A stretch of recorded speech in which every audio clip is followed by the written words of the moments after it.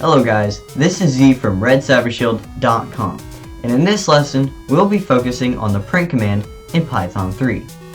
Now, how is the print command used? Well, if you look here, it says to print the following using the print command, and we will be printing hello world. So we're going to type print with parentheses, and inside of these parentheses we're going to be putting double quotes. And inside of these double quotes we will type hello world.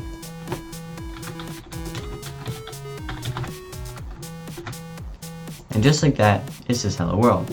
Now if we run this, we will see it says hello world down the terminal. Next we are told to print our name, and for this lesson we will be using John Doe. So as we did before, print parentheses, double quotes, and our name. And you are able to actually put any string or any piece of text inside of the print command. So let's just say hello Python. And as you can see, it will say hello world and hello Python. Next, we have to print the value from this variable. Now we could just print 0, but we have a variable right here. And this variable can be set to almost any number. And the variable does not have to be called var. It could be called pretty much anything. We're going to name this number. And so, we're going to print number. So, if we clear the terminal and run it again, we'll see that the value of number prints. Number can also be set to a string, such as hello Python.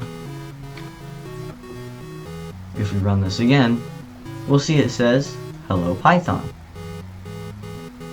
Now we are told to join text. We're going to be printing two things. First being hello, and the second being world, which we need to put that in double quotes. As you see, they are joined by a comma. So if we run it, we'll see it says hello world. Instead of using a comma, you can also use the plus sign. And the plus sign will also join the text, just like that.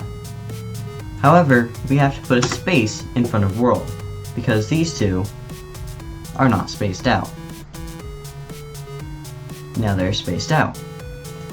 Now we're going to print a math problem. We're going to be printing the sum of 2 and 2.